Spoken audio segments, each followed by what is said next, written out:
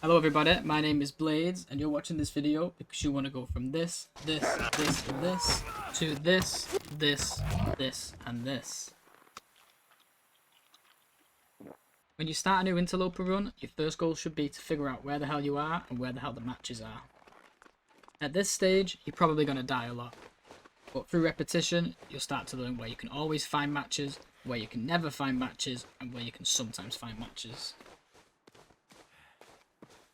Matches are vital to survival in the long dark, because you're going to need fire to stay warm, to ward off predators, to cook food, and to boil water. Once you find that first box of matches, get a fire started as soon as possible to warm yourself up and to get some water going. When you're finished with the fire, be sure to pull out a bunch of torches and chain those torches together by lighting them from one another, and then use the last torch to light the next fire in order to carry the fire from one to the next. With this method, you can conserve matches because you're not using a match for every single fire that you start. Carrying a torch will also help to keep the wolves away.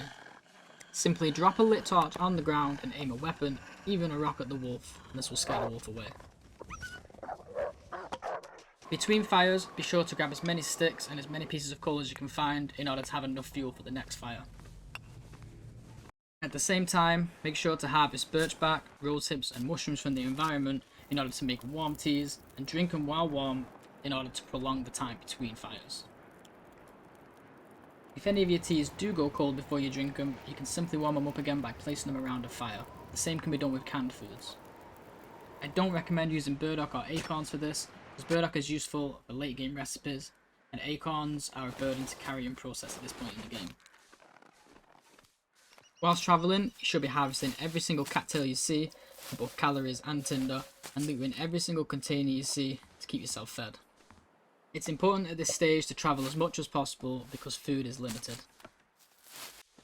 You should also be on the lookout for better clothing so you can upgrade your outfit as you travel. Your next goal should be to head towards a forge to make tools and arrowheads. Forges can be found in Forlorn Muskeg, Broken Railroad, Desolation Point, and Forsaken Airfield, though I don't recommend going to the airfield this early in a run. On the way to the forge, you need to keep your eyes open for a heavy hammer, because forging cannot be done without the hammer. I could use this. If you do not find a hammer on the way to the forge, Hush River Valley is a safe bet, because there's always a guaranteed hammer for the mysterious signal fire. Another important tool to look out for is the hacksaw, because the hacksaw is required to harvest maple saplings and birch saplings, which are used to create the bow and the arrows. It's important to drop these at a workbench and let them cure while you forge. You will also need to leave 2 guts for these saplings, because they are also necessary for the bow. You can get these from carcasses, and it will be easier if you have the hacksaw, because you won't have to wait for the carcass to thaw. The hacksaw can also be used for harvesting scrap metal, just in case you don't find enough lying around. Don't forget to check the forge section of the crafting menu to see exactly how much scrap metal you're going to need. Oh, and don't forget cloth, like I usually do. You're going to need one for the knife and one for the hatchet. The third most important tool to find at this stage is the bedroll. Although it's not as vital as the other two, it's going to help you out so much because you're going to be able to sleep wherever you want. You're going to want to find one eventually. I think I can use this. It's important to note that both the hacksaw and the bedroll are also guaranteed to spawn in Hush River Valley. That'll come in handy. Oh, and before I forget, you need to grab feathers too. You're going to need 3 for every arrow. You can usually find them around human corpses or animal carcasses. That covers all of the most important tools, but there are other tools you should keep an eye open for too, because they're going to help you out massively in the long run. There's the pry bar for opening locked containers, the lantern, the light source that doesn't require a match, Stuff will come in handy. the cooking pot for faster cooking times, the mag lens which allows you to start fires with sunlight, simple tools, or even better, quality tools, which will help you to craft things faster, the can opener to allow you to open cans without wasting any of the food inside, and last but not least, the sewing kit for repairing clothing.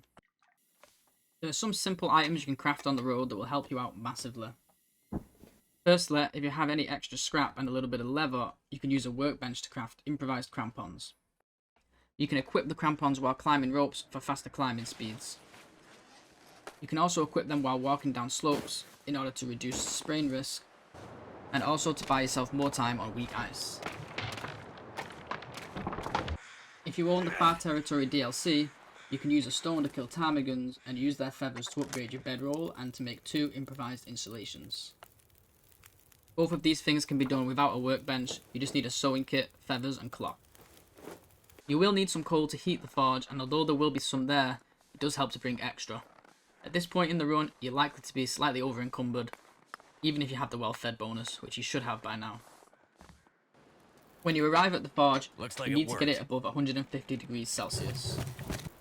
Then I recommend you forge 1 hatchet, 1 knife, and somewhere between 10 and 20 arrowheads. This can take some time, so don't forget to keep your needs in check. Now you can finally return and craft your bow. If your saplings are not cured yet, it helps to go and loot another region, just to keep yourself fed. As soon as you have crafted your bow, you can hunt your first deer, or if you're lucky enough to find one, a moose. If you do manage to find a moose, it'll give you a lot of meat, and you can use its hide later to craft a moose hide satchel for extra carry weight. If you don't find one now though, don't worry, you'll get a lot of opportunities in the future. From this point forward, you should mainly be eating meat in order to save the more finite cattails and old world food. Your next goal in your run should be to craft some warm coats. I recommend either 2 bear coats for maximum warmth, or a bear coat and a wolf coat for a little bit more mobility. So check the crafting menu to see exactly what you need and get out there and hunt. For wolves, you can use the drop torch method, that way if you miss, the wolf will still run away and won't attack.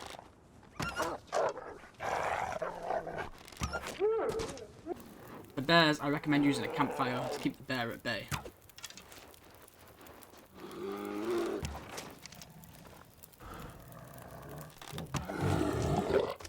You can also shoot the bear from a safe spot such as a fishing hut, but remember this isn't as reliable and you may end up having to follow its blood trail to see where it died. Don't forget to harvest guts too, as each coat requires them. Remember, you cannot eat predator meat at this point or you'll be at risk of parasites. Once you reach level 5 cooking, this won't be a risk anymore. My stomach. It hurts. Oh, it hurts. Bear and wolf hides take a long time to cure, so at this point, you can go off and explore the world a little bit. While exploring, I recommend you loot as much as possible, as well as hunt as much as possible. This way you can leave meat and hides all around the world.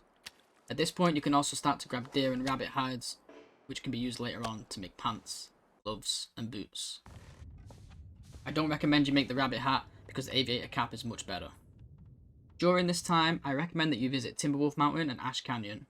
In Ash Canyon, you can visit the gold mine and get the technical backpack, which will give you a permanent 5 kilo carry bonus, as well as the crampons, which are much better than the improvised crampons. In Timberwolf Mountain, you can visit the summit, which has some awesome loot. Just don't forget to bring your hacksaw for the containers. By the time you return to your hides, you should be ready to craft the coats. Keep in mind that these things take a long time to craft, so you may be at risk of cabin fever. You can offset this by spending entire days hunting and gathering firewood, cooking outside, or spending some nights sleeping in a cave instead. As a final step for the early game, I now recommend you travel to wherever it was you left the rabbit hides and the deer hides and try and get yourself a complete set of gear. Once again, keep your eyes open for a moose. That moose hide satchel is going to help out a lot. Congratulations, you now have everything you need to thrive. At this point, you can do whatever you want.